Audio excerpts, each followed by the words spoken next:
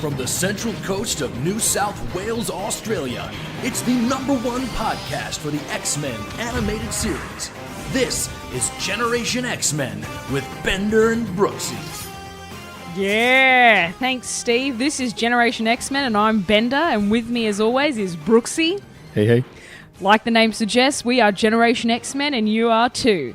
If you're new to this, what we'll be doing is going through all 5 seasons of X-Men, the animated series, 1 episode at a time, giving you our thoughts, X-quiz, tally time, and most importantly, having a laugh as well. Now! Well done. Very great. well done. That was perfect. Sound like a bogan. Very good. In case you haven't guessed, viewers, we have some special guest stars in today, and it's our siblings episode with us today. So with me today is my younger sister, Kimberly. Hey, how's it going? And Brooksy's younger brother, Mike. Yeah, you may not have been able to tell from my little part of the intro because we sound identical. Your rendition of hey. But yeah, nicknames Bender and Brooksy still apply to you guys, so it still works. That's what I'm most proud of. That's right. With the sibling episode today, that the intro still works. So welcome, guys. Thank you. Thank you. What I want to ask first, we'll start with you, Kim. What do you remember about watching X-Men, the animated series, as a child? Honestly, the one thing that I really remember is I didn't like Storm. Like, out of all the characters I could have loved, I chose not to love Storm. Just every time she starts a fight sequence, there is always like a 4-minute speech, or she says something poetic, and I'm just like, just do it. Just do the electricity. Just get the storm out. Like, stop speaking. And honest to God, that was me as a kid. Like, whatever she does, that was me as a kid. I was just like, hurry up. God, she goes. Wind, bring the cold and put it down. Storm. Just freeze the prick. Yeah, it's like, he could have gone by now. He could have got up and walked away. Where'd he go? Pretty much. And what do you remember, Mike, about the series? Well, there's one thing that I've never forgotten. It's all the voice actors' voices. They're Yeah. just stuck in my head forever. Like, I always remember just, Boy Scout, Cyclops voice. I hated Cyclops. Always thought that he was a goody two-shoes. But I always remembered Wolverine the most, just being badass. Always having cool things to say and just being brutal and all that kind of stuff. Do you remember watching it for the first time? Would Dave have put it on and you're like, what's this? Because usually how it goes, the Bender household, I'd be in charge of whatever went on the TV. Yeah, that was Kim us. usually wouldn't have a say. Oh, Siblings. Yeah. watching Blade again? Okay, no worries. Yeah, look, that's probably why you'll find that me and Brooksy, Dave, It's so weird. It's gonna get confusing. this is going to get real confusing. It's probably why we all have a very similar interests, because I was kind of just forced to do whatever he was doing, listen to whatever he was listening to, and I don't think it was until when I moved out when I was like 19 years old that I finally made my own mind up about some things. But yeah, no, it was at least it was fun stuff and enjoyable, and I loved watching the show when I was younger, and still love watching it and doing this has been fun because I've relived all the cool stuff. I think it's more fun watching it with people, because I watch it by myself. I don't pick up on half the shit. Yeah. Like, now I'm watching it with a critical eye. I'm thinking, oh, why is she wearing those pants again? Or why is this happening? And everything like that. But anyway, I chose this episode, Red Dawn, because I think we know enough references to movies that any references we make, everyone will get them. And I think the Russian villain's very popular with because we're all familiar with GoldenEye. And Red Dawn, I just wanted to do with you, Kim, because I think it's, besides the Missionary one and the Missionary. Need go. That's my favourite. and what was it, Beyond Good and Evil in season 4 or whatever, this is like one of the episodes you remember the most. Oh, and if you come up with a point, just interrupt us. Yeah. Because I intend to. that's how it works. Shut up, Bender. Bender, just stop for a minute. I'm going to stop you right there. Still Kanye. Hold on real sec. Hold on. I'm going to stop you right there, but No, Beyonce's got the best. He had a great breakdown right there, but Well, it's Red Dawn, and it's the intro to one of my favourite characters, Omega Red, which we'll get into detail later. But for now, it's time for X Quiz. Pop quiz, Hotshot. Pop quiz! Pop quiz, asshole. Time for a surprise quiz. Gonna be a pop quiz on Wednesday. There's a pop quiz. Pop quiz. Now, how I want to do X quiz today, older Brooksy. Yes, mate. So I want to quiz the siblings and how much they were paying attention, rather than you and I quiz ourselves. So, Brooks, if you want to quiz Kim, and I'll quiz Mike. Do you want to do that? I feel like I'm going to get off a bit easier there. Listening to your other X quizzes. Oh no, I got some difficult ones here, but maybe not. Who knows? Shit. More nervous. My hands are sweating. Yeah, start sweating. All right, how many questions you got, Bender? I've got 3. Three hard questions. No, not really. I'll kick it off. My first question is, what street is the mansion on? Oh, shit. No idea. I wasn't paying that much Well, attention. killed my first question. I have no idea. Bender, ask me that question. I've phrased it differently. What's the street that Jubilee is skating on? The street when she skates out of the mansion. Yeah. Let's see if I can pronounce this. I wrote it down.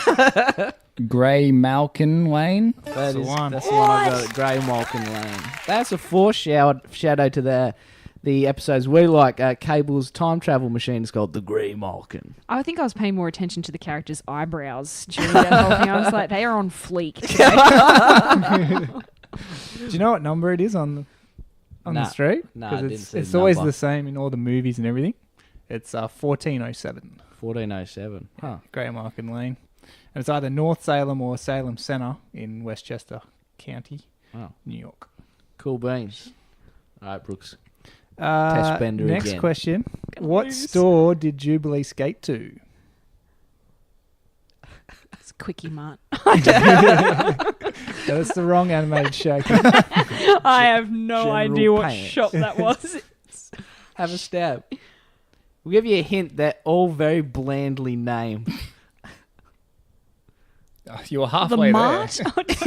The Mart.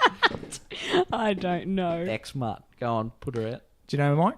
there. It was Quick Food, but I don't remember what. I couldn't serious? read It was what Quick the Food? top part was. Okay. All it said was quick food store. Food store. Joking? I saw Quick Food because it just reminded me of Jay and Silent Bob Quick Stop. One of the other stores is called Hamburger. I have to guess really low next time. All right, young Brooks. Whereabouts does the Soviets invade at the start of the episode? Oh. I think you got me there. Have you got the answer to this, Dave? Yeah. All right. Yeah, no idea. Give me a hint. It's in a valley, It's in a valley. not silicone, not Narara. Valley. Little geography joke there. No, I got nothing. What is it? It's a Russian valley. Just have a first Russian name that comes to your mind. Vladimir Valley. Like the alliteration could be marveled, but no, I had Kadmunsky Valley. Is that That's the Oh, one? yes. Surely The you should have known Kadmunsky that. Valley. No. That's where we invade, in Kadmunsky. Okay, so when Jubilee goes inside the store, there's names written of, I guess it's the store name, it's on the counter. Did you catch what they were? Oh my god, no! I wasn't paying attention to stuff. I was paying attention to the Just bad like guys. This is so. Do you ever get any of these? Sometimes. No, I didn't get it. Nah, no idea. I got that one too. Because it was the same name twice, but spelt differently. It was Daryl and Daryl. But the second Daryl was spelt with a double L. That's it. No. I got that one because I thought that was really stupid. All right, Mike. Who's Daryl? Is Daryl someone? Daryl Summers. That bloke who's Tell running the him place it's did not Draymond. look like a Daryl to me. Not being racist, he looked more like an RJ. All right. How long was Omega Red imprisoned for? 25 years. That is correct. 25 years. You I wouldn't have got didn't that? watch the episode, apparently. Okay, what number jet does Jubilee take to Russia?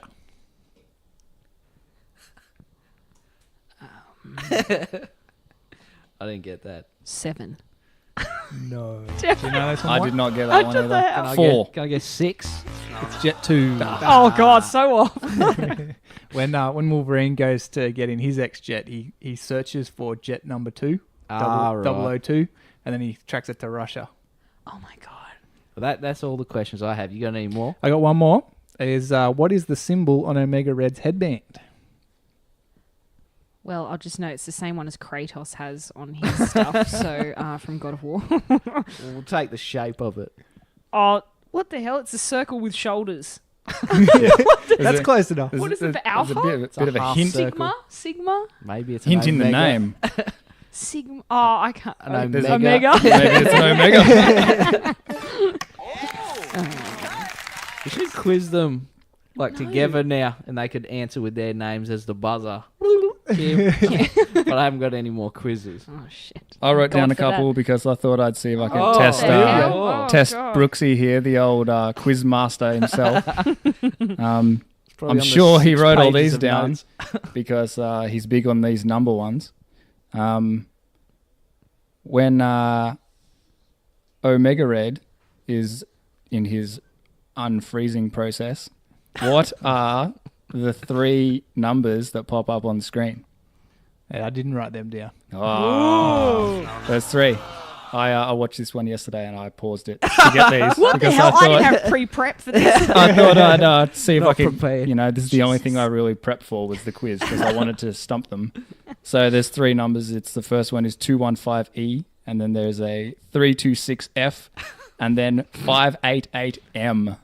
All right. I have no idea what any of that means. I think it's just Nothing. random numbers and Yep. letters. What else we got? I got more.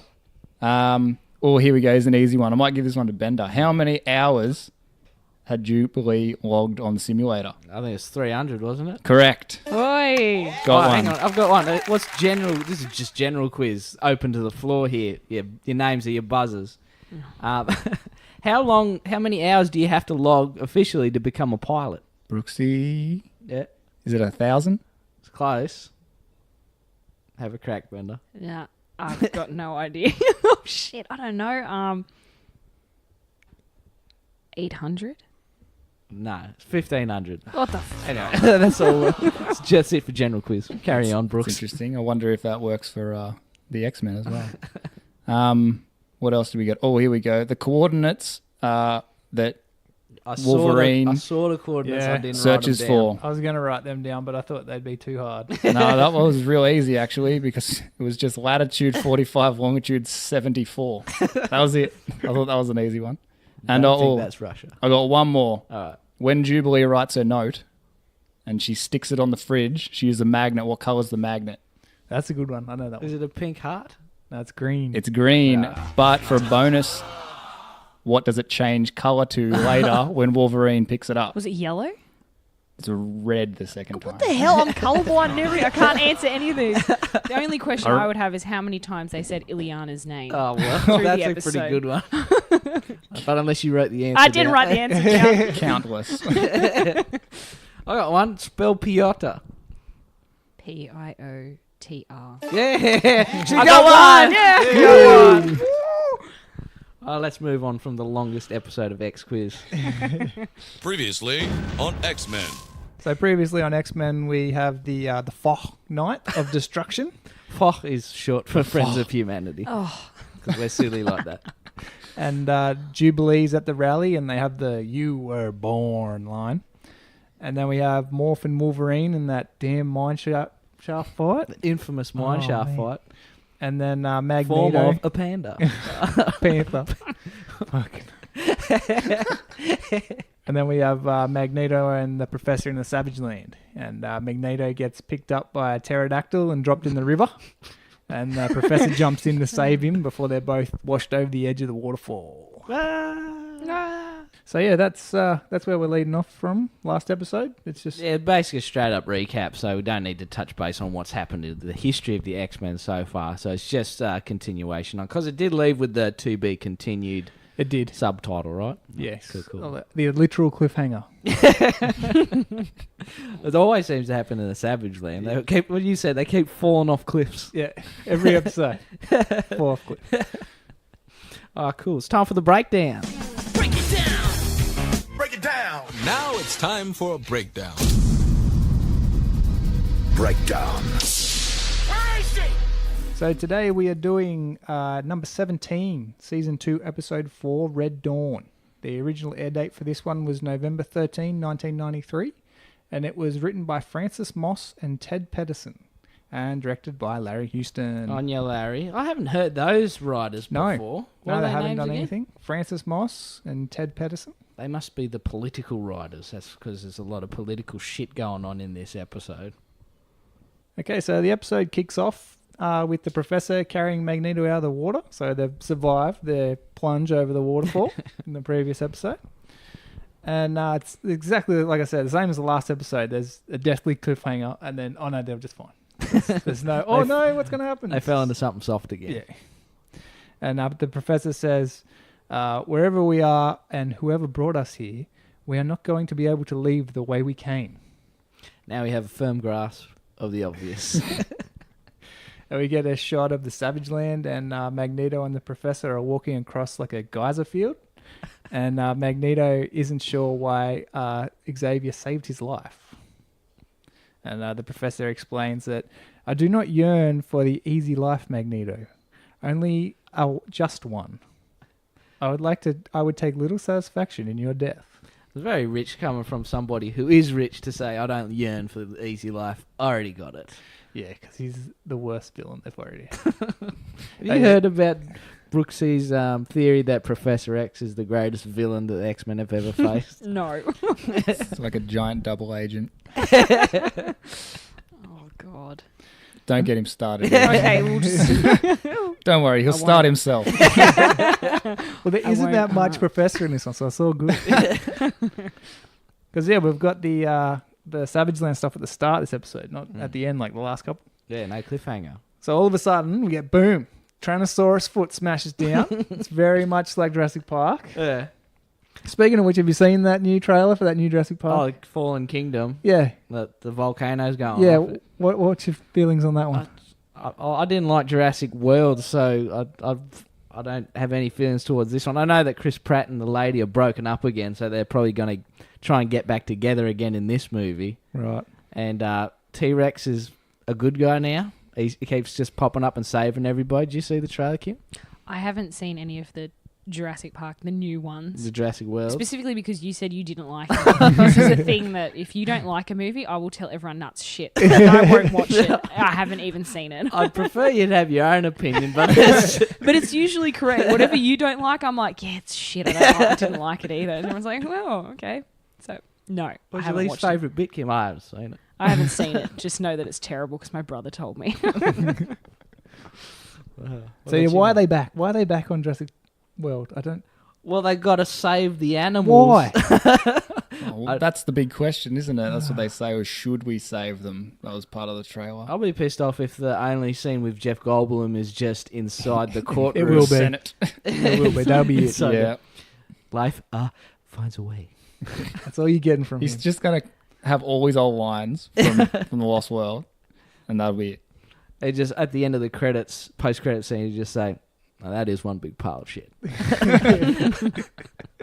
Anyway, yeah, what I noticed about this dinosaur in the X-Men, he kind of walked funny, like going one way to the other like he was hanging onto a shit or something. And then he just... It seemed like he had like a massive chest.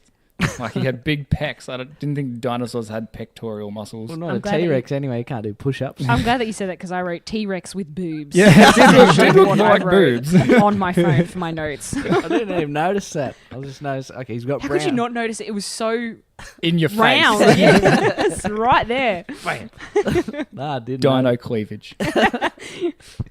Carry on, Brooks. So the dinosaur chases the pair around the geyser, and Magneto tells Xavier to keep the geyser between them and the Rex. Mm-hmm.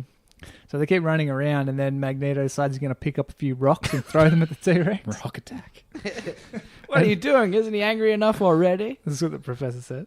And Magneto says he doesn't want him to leave. He says, "Patience, Charles. All things come to those who wait."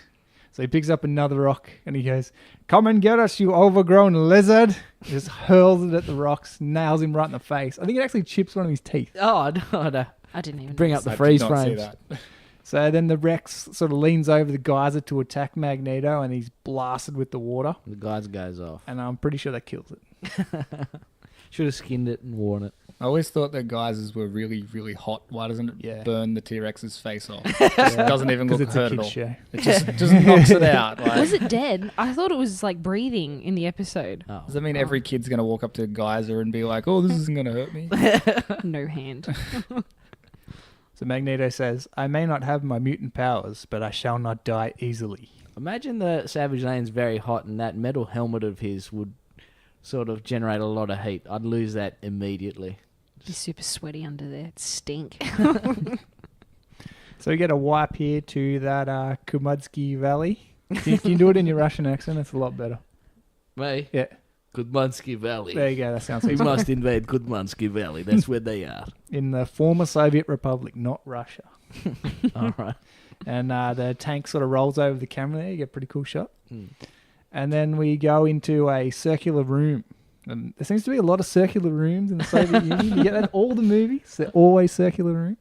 I have to look up. I have to watch GoldenEye again for Yeah, reference. GoldenEye, you got like Civil War, where they go and find all the bad guys at the end. They're always circular rooms. So two men walk out of the brightness and into the room, and they pull a lever. They're sort of speaking in Russian, and we get the subtitles for the Russian. And he says the program is activated. And then an alarm starts to go off, and the doors of this circular pod in the middle of the room open. And he says, full power in 5 minutes. And we cut back outside, and the tanks are rolling into the city now, and they start blasting through the city, and the people are running for their lives. I don't know if you blokes have seen this, but this scene just reminded me of the invasion scene in Masters of the Universe. You know, when Skeletor's coming through the portal and his stormtroopers are coming through? Right. Yeah. Do you remember that, Kim? No. No. Need to watch more Masters of the Universe then. But yeah, it just had a similar sort of grand epic feel and felt very silly. And their stormtroopers were orange. A little less threatening. They're like orange Batman because they had like the little horns on their I helmets. thought they were like samurai robots or something. Look like little samurai helmets. Make them look like samurai. And orange. And orange is the finest of the colors. So we go back inside now, and there's like a 3D grid of someone spinning around. And then there's a bunch of hoses leading to this cylindrical pod, and they all start to come away from it. And then they smash through a bunch of scenes here, and then into the glass, and then the glass breaks. So they're like flicking through a bunch of different scenes. And then we get our first look at Omega Red. It's been successfully de-thawed. Yes. I was disappointed there was no warm liquid goo phase. Evacuation. Come. Do you know Omega Red's name? No, Omega Red. Nah. There's too many vowels in it. Arkady Rosovich. Arkady Rosovich. Oh, that's pretty cool. And his powers, he's got the life force absorption, the superhuman strength and stamina, and durability, agility, reflexes. He's got regenerative healing factor, and he's got the death factor. He can emit a lethal pheromone. He's also got his armored clothing, which can withstand adamantium most of the time. It's Remember how hard Wolverine stabs that day? carbonadium. is The his Death stuff. Factor. Sounds like a new fragrance. Death Factor by Omega Red. For the special lady. Oh, God. So yeah, pretty much carbonadium is like the Soviet adamantium knockoff. Carbonadium sounds like something that's in a can of Coke. That's all I'm thinking about. Now, is Omega Red a mutant, or was he like a meta-human that got given the powers like Deadpool? I defer to you, Mike, on this one. Apparently he was like a test subject like Captain America, so he's basically the Soviet Captain America. Oh, okay. But it seems like he got way better powers. Minus the sexy. Yeah, Captain America just... well, most of his powers are looking good, is it? What do you mean minus the sexy? He's got Ariana Grande hair. Couldn't look away from it. Look at the volume. There's that female perspective you guys have been missing. There you go. Oh, very good. So yeah, Omega Red comes out and he just immediately starts monologuing. The leaders were weak. They restrained me once and lost the empire. Now they have brought me back. a living weapon they once had grown to fear. The Empire shall live. They shall not. I just look Arkady Grigorovich Razovlev. That's like almost Arkady Grigorovich Oromov, head of space division. Can I quickly just test your Russian accent, Kim? No, I don't have one. Don't make me do this. Just Xenia on the top always. Oh, hang on. Go No, on. I'm just trying. I'm trying to remember one of her lines, and all I can think about is when she's screaming. It's like disturbing me now. I don't know any of her lines. I'm trying to think. Oh shit! I Just can't. say in a Russian, I count to motoring and baccarat. What did you say? I couldn't even understand you then. It's when James Bond says, appears we share the same passions. 3 anyway. And she says, I count to motoring and baccarat. I count 2 motoring and baccarat. Hey, that's pretty good. That's pretty good. Give us your Russian I mic. always, every time you ask me, because you always ask me to do these impersonation impressions or whatever, and I always remember what you've said to me is you got to have your go-to line That's right. that gets you into it. Warm-up phrase. So my Russian one is always going to be for Mother Russia. Yeah, that'll get you there. That'll get you there. Just tips for anyone who wants to do impressions. You need warm-up words. So now I got a description of Omega Red. So he's like he's huge dude. He's wearing a lot of red. Yep. This is Omega Red. And he's got like pure white skin. And he's got a blonde mullety ponytail.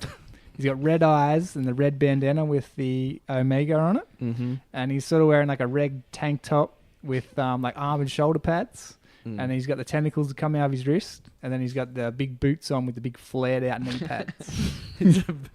Just reading that description sounds very, very exaggerated, very loud attire. But that was the trend of the 90s.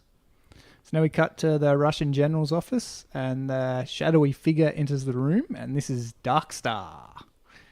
And she informs the generals that the Omega Red has been released, and the first stage of the takeover is complete. The Republic's capital has fallen.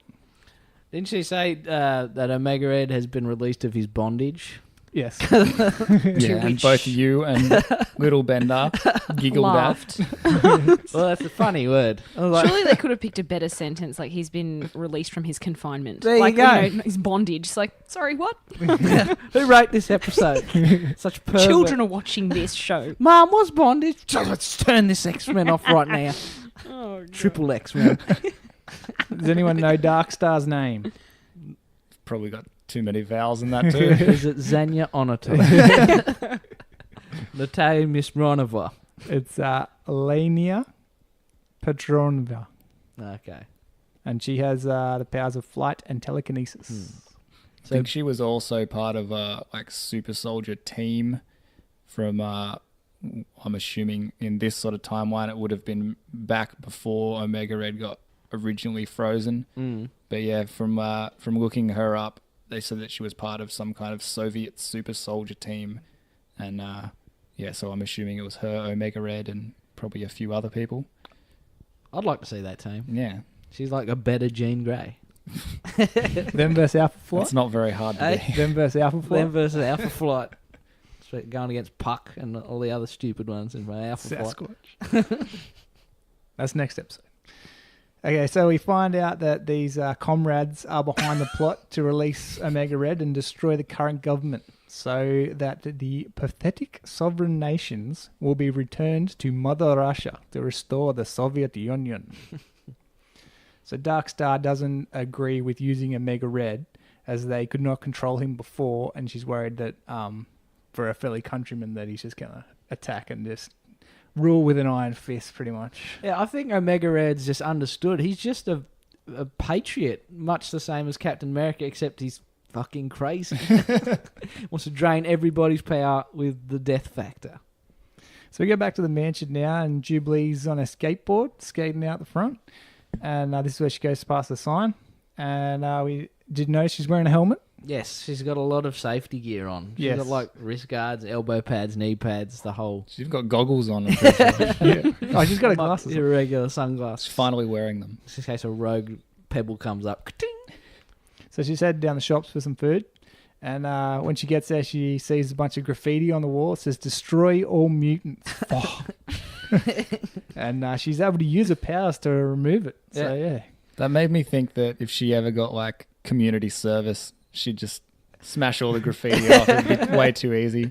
Maybe she'd, got in trouble or something and she'd already done her community service. That's why she knew how to get rid of the graffiti. I mean, she removes it so easily. My question is how come we're not using firecrackers to remove all graffiti from the walls? It's very effective. It works so easy. Blew up somebody's face a year ago. What? Oh my Did you god! see that? Oh man, that What wasn't the good. hell? Oh no, some nutcase with like a 10-year-old firecracker blew his face up. And It was bigger than like a football, like two-size football. It was a massive one. Okay. anyway, mate, I'll bring the graffiti down. Give us that firecracker. Yeah, I'll go on that story later. A little off topic. So inside the store, the Foch are still in there. They're kicking over things and threatening the shop clerk. Hassling Apu. And he says, "We don't want no mutant lovers in our town. So we're moving you out." What makes him a mutant lover? Like, was there anything indicating that he was a mutant or friend of mutant? Nah, they just don't like anyone. They've probably seen him serving mole or something. Yeah, Mole was in there yesterday getting a pack of cigarettes. Pack of cigarettes and another brush. So Jubilee comes in to defend him, and she says, "Try picking on someone your own size." And he says, "Ha, like you." And so Jubilee nails him with the fireworks. And the four guys on the ground, he's like, "She's a mutant, get her." I feel her powers just change depending on the situation. They're context sensitive, so it'll blast graffiti off the wall, but just gently knock a guy to the ground. Shouldn't that put a hole in his chest? Like, hey. Her being so young, you'd think she wouldn't have that much control of her power. Nah, It's true. That's the reason she's at at this school. Last season, she's blowing up VCRs and tape recorders. She can't control it like that. So now Jubilee jumps on top of the counter and blasts a bunch of the other guys. Then she gets hit with something. Did you notice what it was? Yeah, I thought Jubilee gets hit by a spinner rack. And those are the things where you put the sunglasses or comic books on. He just picks up the whole thing, nails it with bah! This thought was hilarious. Okay, and then outside we see the back of Colossus running into the store. We haven't seen him for a couple of episodes. Yeah, he's got a very signature look. Just the singlets and the wife reds. beater. The wife beater and the red sweatpants. I was going to say something about those red sweatbands and about Omega Red's, what is it, the sweatband that he has around his head. They're metal. They don't sweat, I'm sure of it. Like, I looked at it and I was like, why does he even have them? He's got his singlet, yep, fine. He's got his pants on, fine. And then it's like sweatbands. It's like, you're metal. You don't sweat, I'm sure. He seems as though he's in shape too. How much perspiration? And he's in Russia as well. It's cold there. It's cold today. He's wearing a singlet in Russia. It doesn't make sense. Well, when he was in Russia in the flashback, didn't even have the singlet, just had the overalls. The overalls. No pants. Get naked underneath Didn't that. look very cold in that flashback. either. No, doesn't look, it's like a nice Russia. Anyway, he comes charging into the Quickie Mart. The four guys are still standing over Jubilee, and he says, "We're going to see you beg, mutant." And then Colossus comes through the door and says, "Did I hear you desire to see mutant?" I never understood what he said there. That's what he said. So clearing up a lot of the misheard things. Like, watching that as a kid, like, what did he say? Don't worry about it. Kind of like the Joker, "I have a mind, makes a moogie." What does he say? Huh? So then he transforms into his metal form, and he sort of just like chases. Oh no, the four guys start throwing stuff at him. Start throwing cans at him. "Oh, we are to play catch," and then he just chases everyone out the back door. There's no fight or anything. It's just, well, I shit, wouldn't- it's metal. He threw a bit of cans I at him. didn't want to Didn't fight a help. metal guy. Fucking the cans didn't work. Let's get out of here. I wouldn't want to mess with an 11-foot steel giant. So Jubilee thanks him for showing up and helping her, and he says that he was actually here to see the X-Men, and he needs their help. So we get an X-Wipe to the mansion, and Jubilee and Colossus head into the kitchen. And so she said, "No, she's got her bags here from the shop. She got her food. Do you reckon she paid for that?" I reckon the guy went, "Oh, thanks for saving my store. Here's some free." Some free swag. Yeah, you reckon? I maybe, but I just wrote down all of Jubilee's groceries look like shampoo. I mean, No chili dogs. no chili, no chili dogs, no popcorn, just shampoo that she was putting into the fridge. Just something I noticed. Carry on. So there's no one at the mansion. When I get on a rant like that, you just say, "Shut up, Ben." Shut up, Bender. So there's no one at the mansion, and Colossus asks where the professor is, and Jubilee says, we don't know. And Cyclops is in charge now. Are they doing anything to try and find him? Like, They tried last time and it didn't work, so Yeah. they just having a give break. up. They were cerebroing. They found Shadow King. They put him away. Now they're probably just on foot looking for him.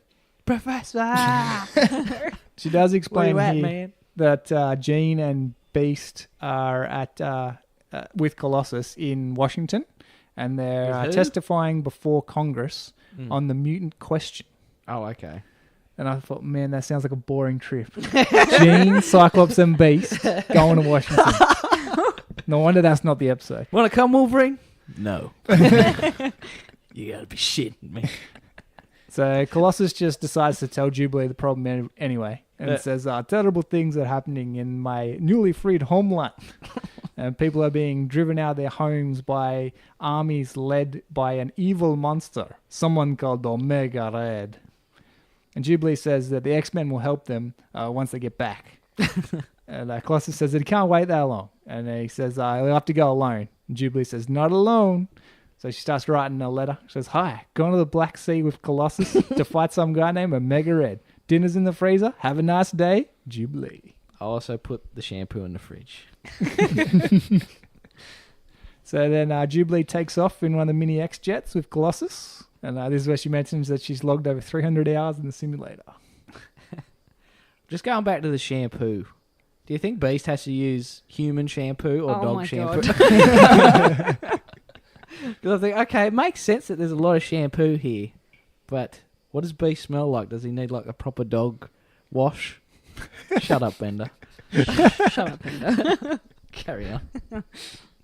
So also, we notice here Jubilee's got a costume change. Yes. She's wearing a little brownie grey jacket with white pants with the pink stripes down the sides. Who said they were ski pants? Ski pants. They are absolutely ski pants. They remind me of like mid-90s flary coloured ski pants. Kind of like the Flanders ski suit. Nothing at all. God. Nothing at all. Stupid sexy Flanders. But yeah, I like the new change of wardrobe. It makes sense rather than her wearing the blue shorts, knee-high boots and the yellow raincoat. Yeah. That the ski gear suits her much more in Russia. She's still wearing the glasses and the yellow gloves. All right. So we cut to the town now, and it's in the Parliament, and there's 5 guys in suits. They're talking about the resistance and what they're going to do with this army that's showing up through the town. And do you notice they still got like the hammer and sickle on the podium? Yes, here? I did. I did notice that. And I also wrote, all these guys have the distinguishing facial features. All right. Did you notice that? No, I didn't notice All 5 that. of them. So the first guy, he's got the monocle. The next guy's got the Hitler moustache. Oh, Jesus. Next guy's got the goatee. And then you got the guy that's got like the Groucho Marx full setup with the big bushy stuff. And then the last guy's got like a wispy French moustache. There's a lot of cranium accessories there. And then Omega Red crashes in and he says, there will be no help. And the guy says, this parliament is, and then Omega Red just says, officially dissolved. And he uses his tentacle to knock over the podium and grabs the guy. And he says, Your country no longer exists, so it has no need for leaders. Omega Red's pretty annoyed here. He starts monologuing again about how the people instructed him and how they are frightened and demand to return to the Iron Rule. To the Iron... fuck's sake! The Iron Rule. What I've noticed is that a lot of Omega Red's dialogue is mostly monologues about being patriotic and returning it to the sovereign nation and all that sort of shit. He doesn't really have any opinions on anything. As soon as they ask him or tell him to stop doing something, he just goes on to a rant about how good it used to be and how he's just like the tool of the government. It's very political for a kid's cartoon. Yeah, it's very political. Yeah, it went straight over my head and I was just watching for the action. Yeah, so he demands a return to the iron hand of a true leader, him. I also made a note that Omega Red hates podiums. Oh, yeah. Because he knocks this one over and completely bitch slaps the next one that he's standing in front of, but we'll come up to that later. So cut back to Jubilee and Colossus now, who are at Colossus's house, and it's been destroyed. And then we get the flashback here of life on the Colossus farm. And there's a bunch of people working, and then a tractor starts rolling down the hill, and it's going to crush Colossus's little sister, Liliana. I noticed nobody was driving that tractor either. No, just left the handbrake off. And it moves that fast as well, I'm sure.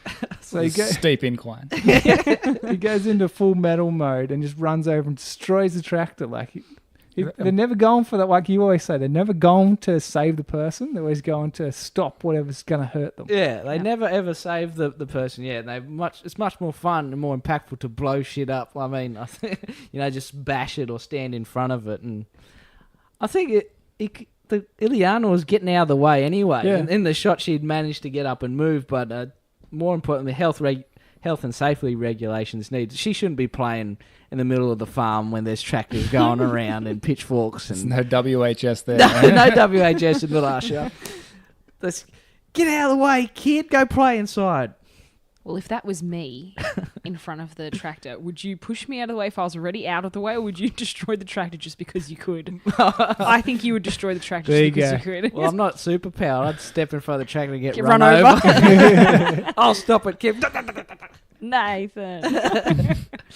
But hoping my bones would have clogged up the machine, and then you'd be saved. Oh, God. Look at what's left of him. The bones are everywhere. So Colossus explains that in those days, the government was suspicious of any damage to their equipment. So because he was a mutant, they would have blamed him. So he takes all the blame and he leaves the country. Then his sister crawls out of the debris and then says that she hid when the soldiers came. She's okay. And Colossus tells her not to worry and that it will free his friends and the family. And you mentioned earlier that Ileana's going to be in some sort of New Mutant movie, right? Yes, the New Mutants, which is the horror-looking X-Men movie. That's right. It actually looks terrifying, and I'm probably not going to watch it. But no, it looks really cool from the trailers that I've seen. But they don't show you much of Ileana's powers, but they show you Wolfsbane, yes. And somebody is stuck in a washing machine, and I was like, "What is happening? What is this movie?" But no, Is this one going to be R-rated as well? I don't know. It looks pretty Dark? I think it would have to be. Yeah, it looks really awful. Is it following on from the Old Man Logan film? No. Or are No, they just I like think- rebooting? This is a different one. Yeah. It's just different people. It's another side story. I mean, they tried everything with the X-Men franchise, going back in time, reboot the timeline, have old Charles talk to new Charles, and now they've did the Deadpool thing. I think they're just trying anything they can before Disney took over. But now that they've already took over, so I'm pretty sure. That brings up one question that I had. Do you think they're going to reboot the Avengers to have an Avengers X-Men?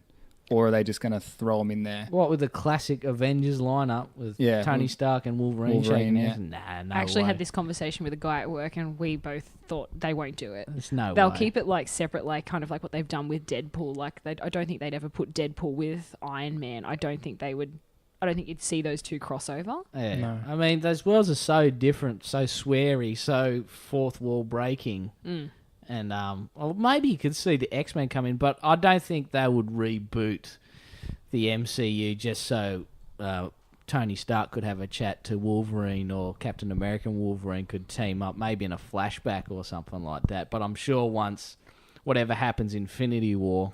Yeah, that's what you got to remember. Avengers 4, that's the end of a lot of their contracts. Yeah. So you might get an X-Men in a post-credit scene of Avengers 4, and then that's when it's going to change. So you might get a couple of them coming in for that Phase 4 or whatever they're up to. It'll be Phase 4, I think. Yeah. Yeah, So they've you might all get it gotten then. too Black expensive Panther's Phase 4, I think. But yeah, I'm excited for that. No, Black Panther's still in this one. Because remember, this is the last Infinity Gem. Allegedly. It will be. We don't know that for sure. It will be. But yeah, I don't. Has to be. I don't think. I'm keen to see what happens, but I don't think Disney would continue on with the New Mutants being so dark as it is, and R-rated, and I wonder what the hell's going to happen to Deadpool. The only thing they said that I heard Nothing. an announcement they were going to continue R-rated Deadpool. The CEO, whatever, Disney did announce that. Yeah. Which made me think that, they're probably going to do some kind of Spider-Man crossover because Deadpool's like infatuated with Spider-Man. So there'll at least be either a Deadpool cameo in Spider-Man, or you'll come swinging through in Deadpool 3. I'm anxious to see what they do with the banner. Like, start on the Magic Kingdom and Castle, cut straight to Deadpool calling someone a motherfucker. Oh my god. Making a dick joke. But anyway, where were we up to before we got onto that? We're talking about Liliana. Oh, that's Oh, right. yeah. Also, one of the Is one of the Liliana photos- Arya Stark? No, there? Oh, okay. Arya Stark is Wolfsbane. Oh, okay. Yeah. One of the photos for that New Mutants is actually the cover of Highway to Hell. Oh, okay. And they got them set up like that. Looks pretty cool. Very good. Oh, Jesus. Mary and Oh my Joseph. god. Oh, you said that was his Jesus and I back. said Jesus at the same There time. goes my spine again. Oh my god. All right. Jesus Christ. Set me up with his chair. Set up. So we go back to the mansion now, and Wolverine walks in the kitchen. So where has Wolverine been? In full costume. Yeah, because That was great. we I was know just He's going been to get picking up a drink. six-pack. we know Cyclops, Jean, and Beast were in Washington. So where was Wolverine, Gambit, Rogue, and Storm? Was Because- Wolverine still getting back from Brazil after looking for Morph? But he wasn't in the uniform then. No, that's right. So, yeah. Probably getting a six-pack. Yeah. Or in So the danger room. where were the other three? Where were Gambit, Rogue, and Storm? I don't know where they're at. Gambit's probably being a creep. And Fallen rogue around. following Rogue around. Storm's probably in the rec. They're probably in the rec room just hanging out. But then remember, there was no one there. Oh, okay. I don't know where they were at. They're watching a movie. They're obviously all together because they all show up together. Yeah. So Wolverine finds a note in the fridge. He says, Omega Red. Then we get this awesome rev up sort of riff music comes on. He crumples the note up, runs out of the room. Wolverine pump up music. That was pretty cool, that music. That was what I noted. So he goes into one of the other X-Jets. This is where he tracks Jet 002 into Russia. And then he activates stealth mode and takes off after Jubilee. Does he activate stealth mode? He does. Why? He's Why would flying into Russia. Exactly. Why you got to start it up now? Like, when you just save stealth mode? Oh, it probably doesn't work like mana in StarCraft. Yeah, I don't know. So Liliana takes them to the prison where the soldiers took the people. And Colossus goes into his metal form and runs straight in the front gate. Yeah, it seems like they were starting to come up with a plan and he goes, I will free them. And he just charges in, Leroy Jenkins style. And he knocks two guards away and rips the front gate off its hinges. Mm-hmm. And then he gets hit by a tank blast, which knocks his wife beater off. Yeah. So he decides to pick up the tank and throws it across the prison. Maybe it's like a Terminator. If you break the sunglasses, it pisses them off. Oh, If you yeah. wreck his tank top, he goes into the I think beast mode. tanks are the favourite thing for Colossus to throw as well. They got the big cannons that are like a handle, so you could just chuck them like a hammer. Jubilee runs in and blasts the guard tower. Yeah, So she's actually helping. Blows up a whole tower. Yeah, The whole just, thing It collapses. just took paint off a wall last time. she's really learning Stunned how to use another- her powers. And then Omega Red appears. He walks in with Liliana and he tells them all to surrender. Colossus runs at Omega Red, who trips him with his other tentacle. Fool, you cannot stop me. And then you hear the claw draw. And then you get Wolverine. Fool! You cannot stop me. I can, you stinking octopus. Just like last time. Wolverine. I heard some fools thawed you out, so I'm here to put you back on ice. So Omega Red drops Liliana and fights Wolverine. So he's whipping at him a couple of times. He misses, and Wolverine lunges at him claws first, and he grabs him with the tentacle. Wolverine claws one of them, and he sort of it hurts him. Yeah. but it doesn't cause much Took damage. some chunks off. And then he sort of just throws Wolverine across the way into a bunch of barrels. and he breaks his ribs. Clearly. Again, Broke his rib again. Mike, you noticed that Wolverine didn't lead with the groin to the back of the neck for the attack first time ever. for the first time ever. Got to stick with what doesn't work, but he changed it up this time. So in the background, Colossus picks up one of the other tanks. He throws it on top of Omega Red. Thank you. So then everyone can make a run for it. Oh my god. Juggernaut said that. I'm not being lame. Shut up, Endo. And then we get the cliche Russian parents come over here to Liliana. You notice this? The dad's got the suspenders and the big mo, and the mum's got like the long dress with the apron and the scarf on her head. Cliche immigrant attire.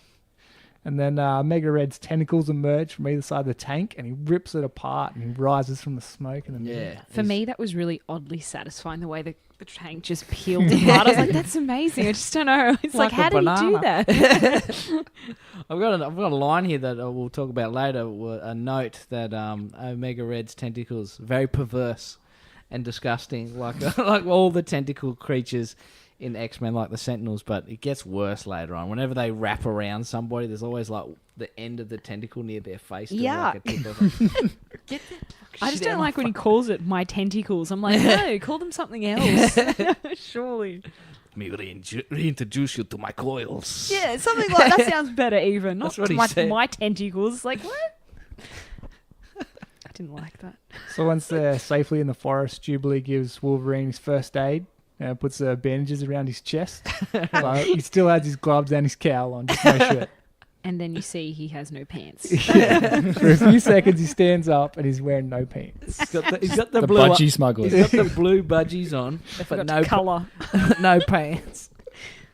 And this is where Colossus questions how Wolverine knows the Mega Red. And we get a flashback. That cool flashback. And then the first thing you see in the flashback, anyone notice? Can't remember. Captain America. Oh, that's right. There's a monitor of Captain America, and then they pan across to the Soviets created him. Which that's what they were doing. They were trying to replicate Captain America, apparently. Which makes sense why. That was just... Yeah, so Omega Red emerges from like an egg. And then he's fighting Wolverine and Maverick. You know this madman? I tangled with Omega Red before either of you were born. The Soviets created him. Red's got his own plans for this country. And worst of all, nothing hurts him. You defeated him? Slowed him down.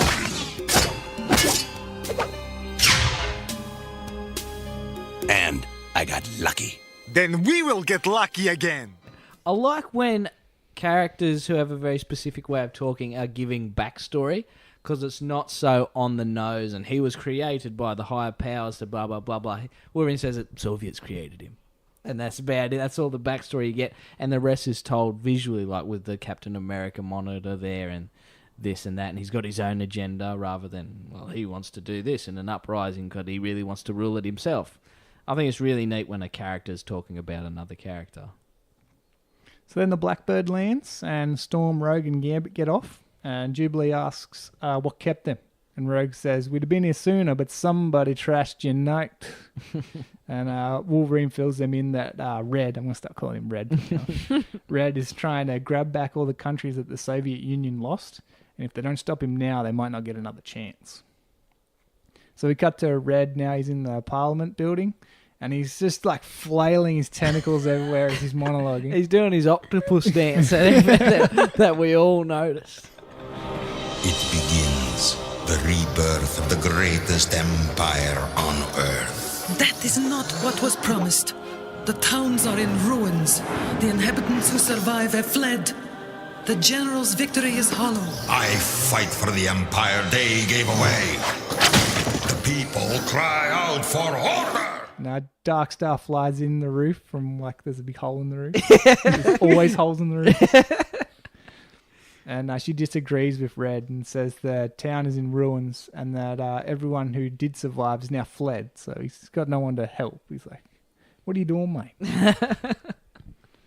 So it's when he gets pissed and smashes that podium. It's all right. So back out in the forest, Colossus tries to rally all the townspeople to fight with the X-Men to get the country back. Why doesn't he just leave it to the professionals? Like, why does he have to endanger all these civilians' lives? What are their pitchforks going to do against Omega Red? And then all of a sudden, all these tanks start surrounding them. And then Darkstar comes up with her awesome telekinetic force field powers here and protects all the countrymen. Yeah, I noticed that they were all shocked when the tanks rocked up. How do tanks sneak up on people? I imagine from a mile away. What's that? That sounds like a tank. Many tanks. Not good. It's like they just... That's stealth mode, did you say? Yep. Engage stealth mode. Colossus runs over to one of the tanks and rips the top off it. And he's like, get out of my country. I thought that was cool. That reminded me of Frisco Kid. Get out of my life. I don't want you here. So Rogue picks up another one of the tanks, drops all the soldiers out of it. And Gambit shoots one of his cards into the barrel. Blasts the tank. It's a really good shot. And Storm uses a lightning blast and blasts a bunch of shit. And everyone gets their own tank to destroy. Plenty of tanks to go around. Might take Wolverine a little bit longer. Darkstar explains that she is switching sides here because she doesn't agree with what Omega Red is doing. So they all march back into town and they quickly take out the army. And then Omega Red grabs Gambit and Jubilee and starts to drain them before Rogue flies in with like a double punch. Both fists, bang, knocks him into the building. Yeah, knocks him right straight through the building. We get another cool shot here of Red's tentacles under the floorboards as they're coming out of the building, and then they pop up and grab Rogue. Where'd you come from, you tin squid? And this is where Wolverine comes in with his groin first. Cuts him in the back. That was groin to back instead of groin to head. Your balls just touched my neck. And he's like, "You're mine, Red." Get another claw draw here. And he slices at the back, but it doesn't do much damage. And then Red's like, "You forgot about my carbonadium armor, didn't you?" It's this scene that where I really believe that the tentacles are very invasive and perverse, especially when they wrap around a girl. I don't know. When he's got Rogue, both arms are got, it's wrapped around her belly, and the end of it is tickling right about here. I thought, oh man, these weapons are just foul and so sleazy. You know, it's like they're getting really close and really sort of anime octopus style. I was going to say that. I was like, I'm not going to say that. Yeah, I'll say it. There's nothing sacred here, but I just really feel uncomfortable whenever tentacles are on display, but it's conflicting because I really like Omega Red. Someone should just chop them off. Why do you like Omega Red? I don't. Is he funny? That's the only reason. Because he's Russian. He's big and funny and Russian. That's all the ingredients I need. Oh, God. And he has a mullet. So Omega Red's got Wolverine around the waist, and he swings him around above his head and throws him into the wall. Super Mario 64 style. And then Colossus runs straight in off camera, right into the back of Omega Red. Face first. I love all the dog shots in this when people aren't expecting it to get punched in the back. Our country is through with empires, Omega Red. And so he just grabs Colossus and starts to drain his powers. Like, you can't attack this guy. Like, stop trying to hit him with things. He's just going to grab you. I know. There's no way around. If Omega Red is facing you, you're going to get got by the tentacles. Darkstar comes over to Storm now, and she's like, "Mutant, you command the winds. Do you also command the cold?" And then Storm just uses like a Monty Burns. Yes. Yes. That's all she says. Yes. Yes. Yes. Mutant, you command the winds. Do you also command the cold? Yes. Yes. So she flies up in the sky and sort of starts making it snow. What do you think of Wait, this scene? Oh, here we go. Before she makes it snow, she does have a full sentence or two to speak beforehand. She starts calling down the snow. This mini monologue this time Mini- wasn't as bad. There's like 3 words. She's like, the last one was just storms. And I was like, oh, God, just do it. Just do it already. Forces of nature, cold, freeze. Yep, there it is. I hate it. I can't handle it. Every time it's like, come on, quickly. You didn't want Halle Berry to do that in the movies. No, God. Oh, my God. Don't even mention that. Yes, no. Well, she didn't do it in the movies. I It was thought good. Straight to the point. Just execute. Just do what you need to do. You know what happens to a toad when it's struck by lightning? That one came straight to mind. One. You just brought back The all same these thing bad. that happens to everything else. That's such a corny, lame line. Just don't It's bring it like- up. I feel like sick. I'm not worried about lines. What accent is she going for there? Oh, there was a different accent for every film there. Every sentence she had, it sort of changed. But they wised up in X-Men 2. So, nah, she's American now. Don't worry about it. Just let it go. Character reboot in the same series of movies. So Omega Red yells out, "Witch!" And he whips it into the sky at Storm, knocking her out of the air. That's why I like Omega Red. Okay. That sort of That was dialogue is good. perfect. Witch. Colossus comes flying in again here, grabs Omega Red from behind by his arms, and he yells back to Storm to hit him with all the cold that she's got. So I've written down here that this is the Storm Unleashes, the go-to move when you can't beat the bad guy with brute force. Quick, just put him on ice. Shouldn't they have just got Iceman in for this one? Yeah. He would have done it without all the song and dance. I was going to say that it seems that every bad guy just why don't you just freeze them from the beginning? Like, let's not figure out it. Just freeze them and see if that works, because it seems to work every other time.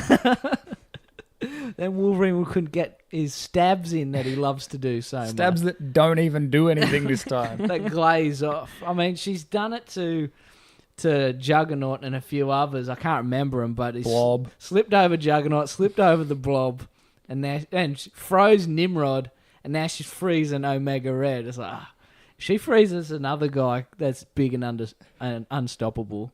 It'd be a bit of a cop-out. So by this point, Red's got Colossus by its tentacles while he's holding him from behind. And Colossus yells to Storm not to stop, and she can take them both out as she's like trying to freeze Omega Red. But Darkstar manages to use a telekinesis to remove Colossus, and Omega Red gets frozen into like this massive icicle. At which point, why doesn't Omega Red just move out of the way when he's not being held anymore? Like, wasn't the point of Colossus being there to hold him still while she froze him? I think he got enough frozen that they could remove Semi-frozen. Colossus. And then also she does use a telekinesis to hold his Then feet. she holds Yes, his feet. Yeah. But yeah, there was a brief second. Maybe the snow was just deep enough that he couldn't get his He's legs from up. Russia. He's used to walking in the snow. He's also got massive boots on with knee pads. He should be fine.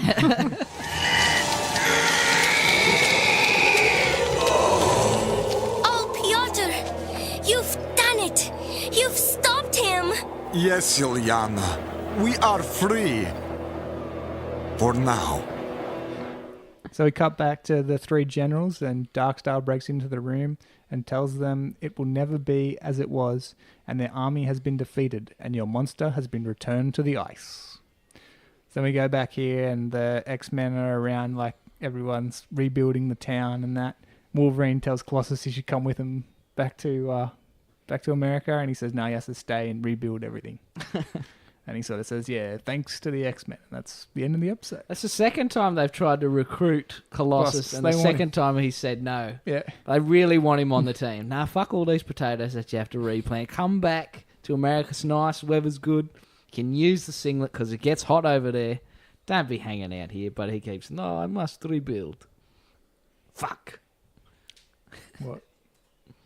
And yeah, that was the end of the episode. So, start with you, Mike. What did you think of the episode?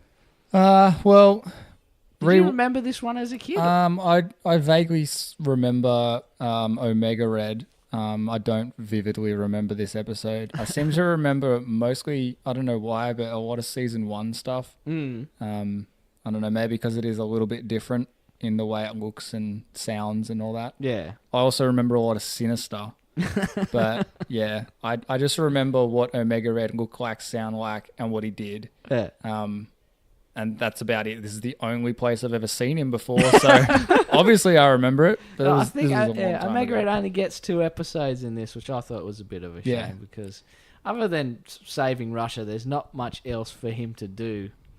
I mean, there were a few X-Men animated movies. I think it was Hulk versus Wolverine, where Omega Red it was part of the team of mercs that tried to take out Wolverine and the Hulk.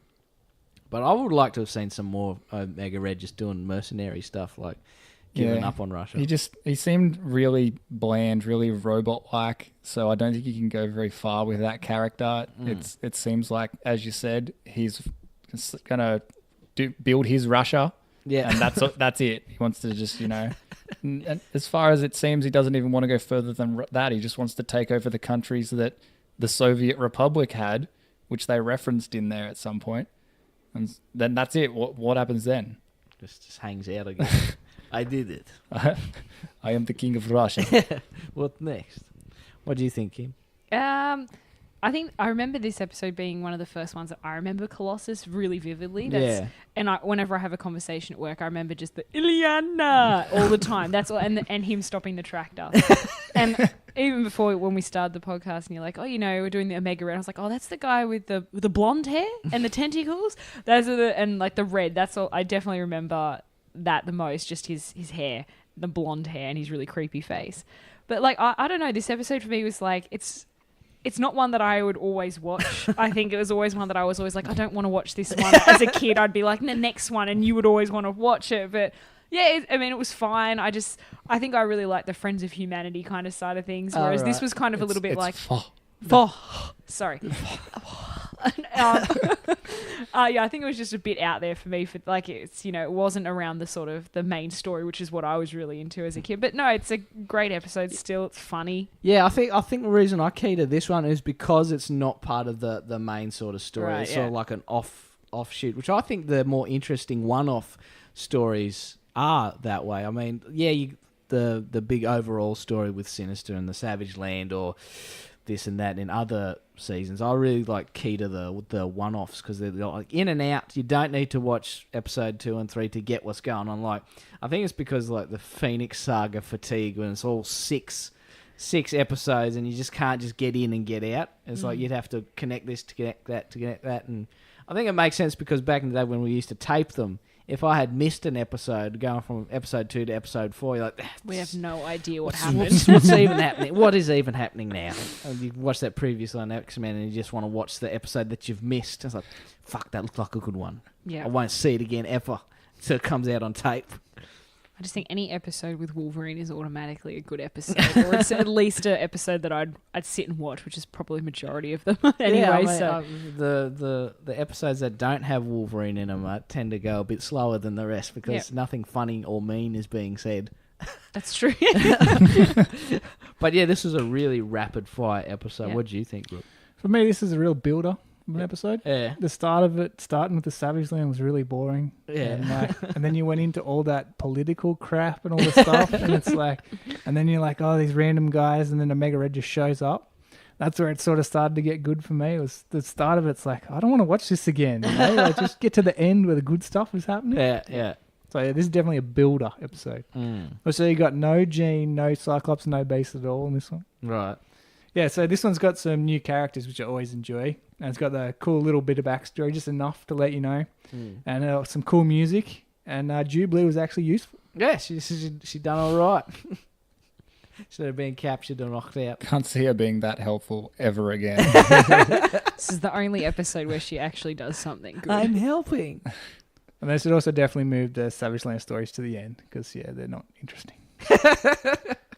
I think it's like they just wanted to incorporate dinosaurs.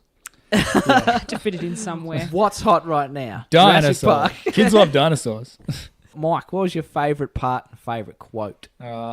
So I had two favourite parts. Funny favourite part and cool favourite part. My funny favourite part was throwing rocks at the Tyrannosaurus because that is useless, stupid. How do you... That better be in the new Jurassic World. Throw a rock at a dinosaur. Obviously worked in the end. And my favourite cool part was the tentacles under the floorboards. Look cool and, surprise attack. Yeah. It's badass. Yeah. That was awesome. Like that. What about your quote? My favourite quote was from Wolverine, the stinking octopus line. Man, you just stole all of my things that I've written down here. I wrote, can you stinking octopus? You just took it. It must be a thing. It's obviously the best part. Really, obviously. That's a cool line. It's Wolverine being cool, insulting people. What he does best. Stabs things, insults people. Exactly. And they were exactly your favourite. Oh, well, yeah, I had the tin squid comment from Rogue. I like the little insults. Did you go, just tin great. squid? Yeah, I like the little insults that they say. So either the favourite quote was either that or the stinking octopus. They're both the same, I guess. Stinking octopus. And I think my favourite part is probably just when Wolverine's in the kitchen. I don't know why. When he walks in, it's just like, imagine just going into your kitchen, someone's fully dressed in their battle gear, ready to go, and he just walks to the fridge and cowl and all. Like, he doesn't have to hide his identity. Yeah, no, he's at home. Like, he just Batman going to the fridge for a carton of milk. You'd never see it. And it was just, I think that was really funny for me. But it's just like, you just seeing them kind of like not in action. It's just they're at home. I don't know why for me that was a favourite part, but it was just kind of like he just walks into an area and he's just like, he's at home and he's in his gear. And I was just like, oh, it's like another side that you don't see to them, I guess. But no, for me, it was really funny. I just thought of it and I was like, oh, that's weird. But I don't know, but it was really funny. I like it. I think my favourite quote was, I'd go with the badass line because there's nothing stood out as being super funny to me in this that's really in the head. So I went with the badass line. I'm here to put you back on ice. I thought that's pretty cool. That's like, it's a pun, but it's also like it works as a proper threat to put someone on ice to kill them, but it also actually happens. So I thought that was a pretty badass line. I mean, also noted in this episode, there's a lot of close-up of eyes when Omega Red's monologue, and when Wolverine says, "I'm here to put you back on ice," it does the Batman squint when the eyes get low and the shit's about to get real. My favourite bit is when, what Kim mentioned earlier was really satisfying, when Omega Red peels the tank in half like a mandarin and just sort of stands up looking really tough and like can't be beaten, not to be fucked with, and then he's just slowly marching after him again. So that's my favourite part. But you only like that part because he looked boss. I like it because of the peeling of the tank. It's melted like butter. It's like butter. And also sort of looks like a plant or weird. Or a flower opening up, when Poison Ivy unfolds in Batman and Robin when when Robin's coming up for a You pash. should bring that movie up. Why are you going to talk about that? It's the first thing that come to my head. What about you, older Brooks? Well, mine have already been mentioned as well. Favorite part was when Omega Red got up and from under the tank. And favorite quote was, "I can, you stinking octopus," just like last time. Yeah, if to be original and not stepping on your toes, I could say that the montage, the backstory montage that Wolverine was telling, that's pretty cool as well. Like you see Omega Red fresh out of the egg, or whatever you wanted to call it, the hatching station, and his hair's all out, and he's got like little Band-aids all over it. Band-aids. They're like little square things. Square nozzles and I don't know things. what they were. You know when Neo's wakes up out of the hatching egg pod. He's got all these attachments in him. You can imagine that was how Omega Red was enhanced by a whole bunch of series of tubes. When they fall off, he's just happy to be outside of the hatching chamber.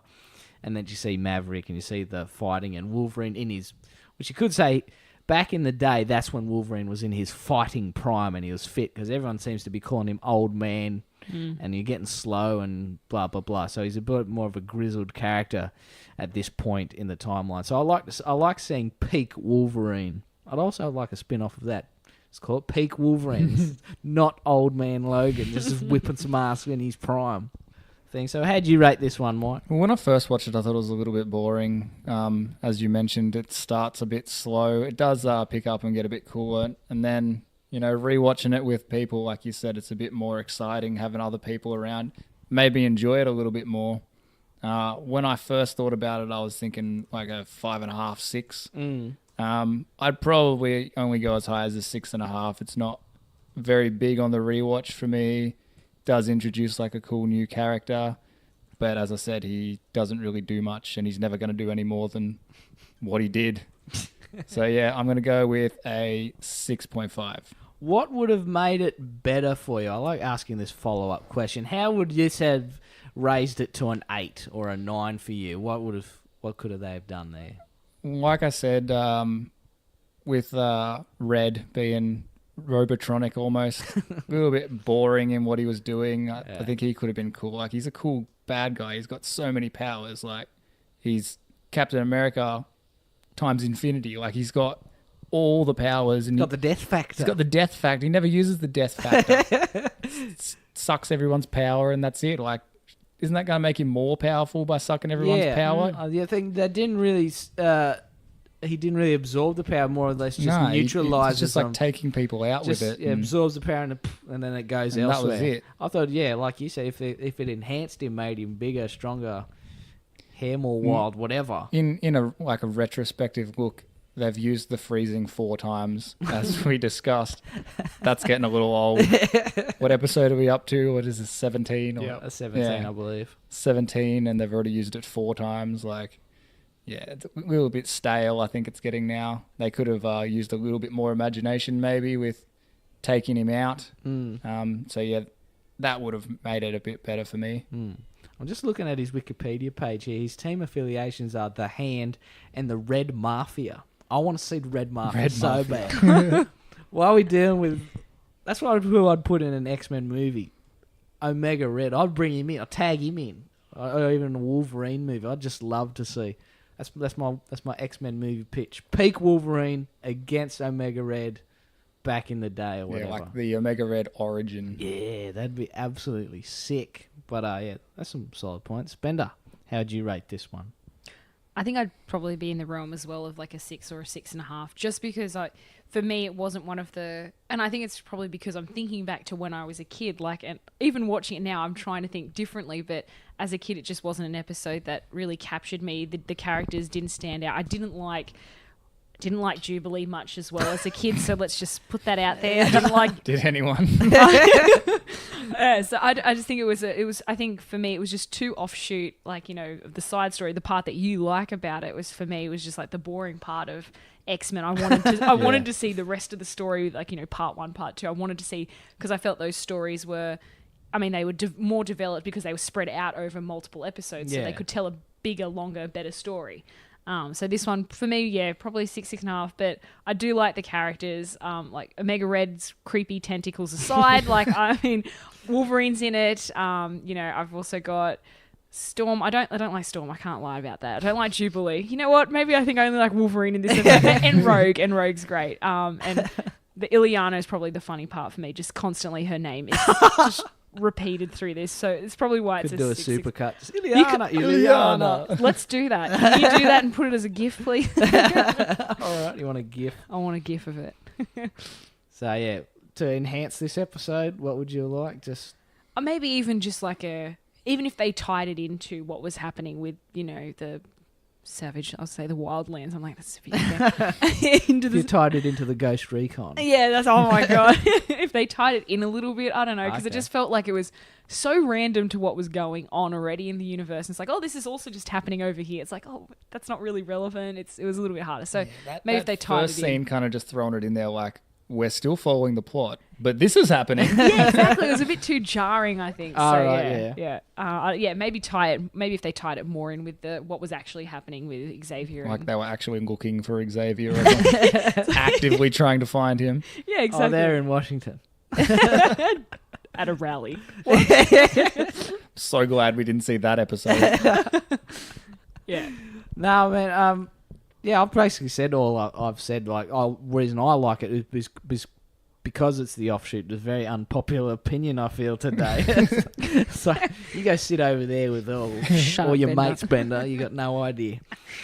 But yeah, for me, it's a highly rewatched episode because I watch it all the time. But just analysing it today and looking at my notes and hearing everybody else's thoughts, I don't rate it, or I didn't. For me to like an episode, it has to have badass moments, funny moments, and really good action. I think there's only 1 or 2 badass moments in this, and the action isn't as creative as some of the action sequences have been through the rest of the series. So I've given this one a 6. So this is probably a really low score for one of my favourite episodes. And just talking back and forth with you guys about the Red Mafia and past Wolverine and Omega Red's origin story. That's an episode that I would like to see. I mean, there's talk of maybe rebooting the X-Men animated series, like when the book that the Leewolds released, there was like talk, maybe we could do a Netflix something like, if they could do a Twitter poll or saying what episode or what villain would you like to see, I'd vote 12 times for Omega Red just so we get another big juicy episode where we could see the death factor and more of these powers and stuff like that. But 6 for me. 6.5 for me. Oh, you rated higher than I did. Well, I always like the episodes with the new characters. And I'd move the Savage Land story to the end. All right. Yeah, because I don't care about Savage Land. IMDb had this at a 7.4. 7.4. Oh, that's a bit high. Oh, well. It's a bit high, but it seems a bit low compared to some of the other IMDb's from memory. Yeah, I mean, the IMDb's, I don't think they're like a great way of rating because people sort of only rate the first couple of seasons, and by the time they get to season 2, they just start getting bored and stop rating. I think I'd be the only one who rate every single one of them start to finish. But I think because we're talking critically and analysing stuff and watching it again, I think we might be a little bit harsh with the way we vote as opposed to the internet votes. But I don't vote things 7. Do you like the idea of voting something 7? Because it's like an in-between number if you can't decide where it's great or just good. 7's fine for me. I could do that. I keep doing it all the time, Kim. Yeah, he does it maliciously, though. Bender loves his fence-sitting vote. I'd hate it. I'm not a fan. It's time for tally time, is it? Yep. So, yeah, no beasts. So, no more beast quotes. No bubs again. More bubs. We're I bubblers. always remember them being more bubs. But yeah. Yeah, we all imagining the bubs. Yeah, well, I think we're flying now. So, there was only 2 claw draws this time. And so that's 2 plus the 17 for this season is 19. And plus season 1's 44 is 63 you're up to. Only 2 claw draws. That's pretty low. Is that the lowest? I can't tell you. Couldn't tell you, no, but I'll have to look it up later because that seems like for an episode where Wolverine has an arch rival, you'd think he'd be getting them out all the time and tearing up. Well, don't worry, they make up for it in the next episode. Oh, really? Oh, that's right. It's Alpha Flight. Time for the social media shout-outs. Rate and subscribe to us on iTunes and Podbean. You can also find us on Podcast Addict, Pocket Casters, and now Stitcher. If you're on iTunes, give us a star rating so we can have average. I want to see how many stars we're worth. Like and share. Probably a spelling mistake there, or a grammar that I keep accidentally fixing on the day. Just continue on. This will be. What the hell? Have an average. Have an average. Idiot. Let's keep going. Like and share on our It's all page. great stuff. We now interrupt me. Shut up, Bender. Like and share our page on Facebook at Generation X-Men. Share us to any X-Men fans who'd like to hear 2 Australians bang on about mutants for an hour. For today. Follow us on Twitter and Instagram at GenXmenPod for some behind-the-scenes photos, videos, and Meme Monday. Or you can contact us via Facebook IM or by email, generationxmenpodcast@gmail.com. So what's up for us next week, Brooks? I love it. Are you turning off the Australianism in your voice? Because you sound very professional. She was very, Am I noted? very enunciating It there. was very announcing. Well, I think it's because I'm... Generation Well, X. I do that one because you don't want to say at Generation X-Men. Like, people Oh, it was be like, good. Everyone now knows exactly what it... Like, what when they're typing it in, Generation X-Men. That's probably why there's no one contacting us, because they can't understand what the fuck I'm saying. Oh, that's their email. So next episode is number 18, season 2, episode 5, Repo Man. Repo Man. Well, that doesn't really say anything that's Alpha Flight. No, it doesn't. It's a really odd title. Continuing the trend of sometimes you get an odd title in there. How do you feel in the new surroundings, Bender? That's all right. Out of the room? Out of the room. I mean, I think we're gonna have to stay out of the room if it gets any hotter, because that last episode we did in there, it was fucking cooking. I was thinking that on the way over, like if we were gonna all 4 of us be in there, it would have been an absolute sauna. In winter, we got a heater on in there. It's one extreme or the other. It's like recording in a shed. Oh, God. But what's good about the X-Men office, we got all the cool action figures to look at, a poster and all the pop vinyls. They're all going to have to move out here now. You should get a camera set up and have it on you guys. I do, but it's just going to be like surveillance cam footage. It's like the widest shot possible. It's not going to be interesting to watch. I wouldn't watch it. Corey said, I'd watch it if it was video. I said, no, you wouldn't. It's just us talking and we're so little. We'd be that big on the screen.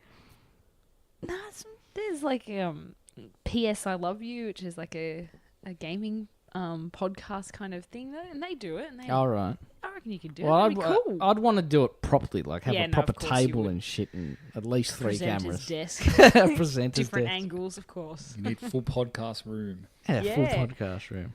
Green Maybe. screen. A green screen. TVs in the background, blood effects somewhere. I know you. I'd have to be running the show, and I can't star and run at the same time. I'd be fucking bananas.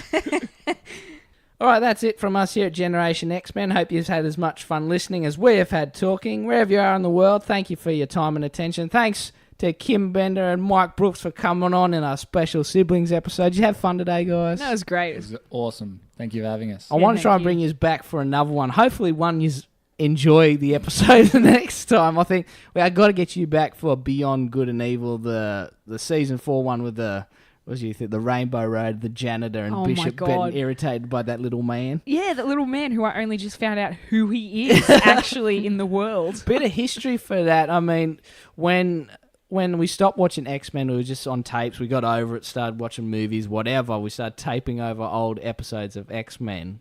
And the only time we'd ever get it again was at the tail end of one movie that we had watched. I can't remember what it was. But once the movie had finished, it would track out, it'd fuzz out, and on would come an old episode of X-Men, and we'd just start watching that because, I remember this. It was a bit where Yuriko is fighting Wolverine, and that weird alien with in the subway. In the subway with the tongue had come out, and then they start fighting. Yeah. But after that all went away, and when VHS were dying, and everyone had the combo VCR DVD player, I think we, as a family, went to Kmart in Baddo Bay one day, and I was just looking at all the bargain tapes or whatever, and I found an X-Men one for like $4, and I was like, I looked at the back, and it's bloody whole 4 episodes on this. This will be great, and it was Beyond Good and Evil, and that's the one where Apocalypse is kidnapping all the telepaths to take into this time world so he can take over the land, and that's the one that Kimberly remembers the most watching because it was like 2002, 2003. It's somewhat fresh. It is fresh. That and the Psylocke episode where she's climbing up the cliff face. Same episode. There you go. That's the one. It's the same episode. I got it. That's it. So I've got to get you on board for that one. Hopefully, it'll be great if we get you for all 4 of them, just so I could get into detail. But geez, they're going to be some long episodes to talk about. And you got to let me know what's one of your favourite episodes, Mike. One that's like, yes, it's time for this episode. I don't know. I remember a lot of the Weapon X ones. Mm. I like them, but I have a bit of a guy crush on Wolverine. Yeah, and pretty much all the other ones I remember are first season. You already done them. That's my bad. All right, Kim. Well, I'll let you do the final outro because I keep screwing it up. I want to see if you nail it. Shit. Don't worry, there's not any pressure. I'll get mine. Next week, we've got Repo Man with Breakdown, Tally Time, and Claw Draw. Like the Terminator, we'll be back, and we look forward to your company then. Thanks for hosting, Brooksy. No worries. Perfect. Where do you stuff up in that? That actually sounded like the Terminator, really easy. we'll be back, and we look forward to your company again. That's what I say. Over and over and over again. I can never get it out. Anyway, thanks for hosting, Brooksy. You won't see these two next week because things. Life. Because this took 2 weeks to organise and we'll never get back on in front. All right, see you, everybody. Take it easy, Bender. Bye-bye. See you, mate.